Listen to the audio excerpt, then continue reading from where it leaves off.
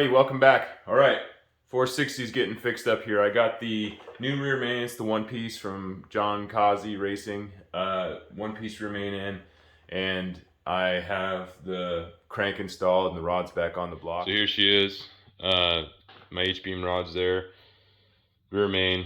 I'm pretty happy about this kit here. It's a mess. Came with these instructions, but real simple. Just cut it at the mark, feed it over the crank, put some silicone on the ends, put the cut in the top of the rear cap, so the cut would be right here, and yeah, easy. The hardest part is the crank has to come out. So I had to take all the rods off, and then all the mains, pull the crank out, put it on the crank, and then put it back in. Wasn't the easiest job, but I don't want to deal with this leak anymore. These H-beam rods are pretty freaking awesome from Scat. The bearings that I had are from King. I went with King mains and rod bearings, and then the HP line. One issue I'll show you guys here in a minute. When I was draining the oil out of the bottom end, I found that it had some blue metal in it, and I couldn't figure out where this blue metal came from. I'll flip the engine over and show you guys.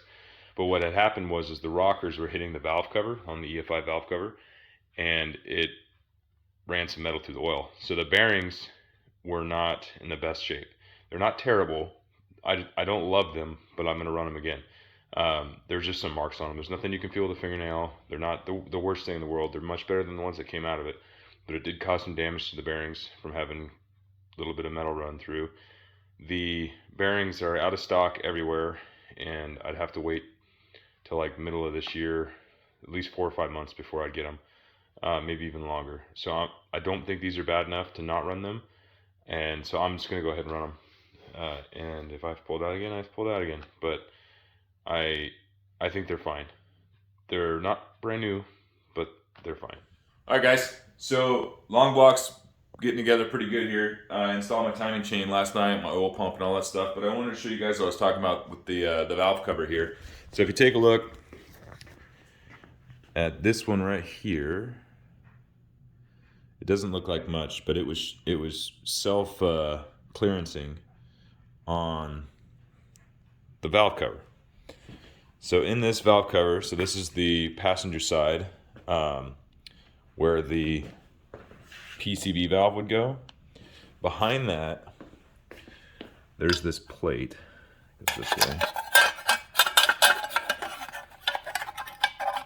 So there's a plate. Actually, it goes this way. Yeah. So this plate sits in here, and it's to block that. It's like an oil splash guard for the PCV valve. So the rocker was nailing this guy right here. It's a pretty good dent, but that was getting some oil or some metal coming off into the oil. So I'm going to remove that plate, and then I ground this down a little bit with the carbide so that there's plenty of room, and I test fitted it a few times, and it is for sure clearing now, so that shouldn't be a problem. I don't believe the rocker's damaged too badly, and I checked the push rod and it's still straight. It's doing well. So I'm gonna install this valve cover permanently here, put the water pump, timing chain cover, all that stuff on, and then the oil pan, and almost ready to put it back in. All right, so long blocks back together. Got everything put in the bottom end. Got it all sealed up, ready to go. I'm able to put the coils on the valve covers when I install it, which is kind of nice, so it don't have to be bending over the engine bay. So timing cover, water pumps all on. Retorqued my manifolds. This is the up pipe that goes to the turbo.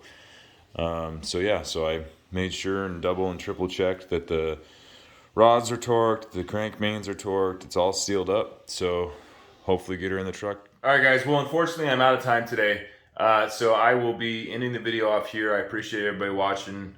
Please like and subscribe and share and do all that cool stuff.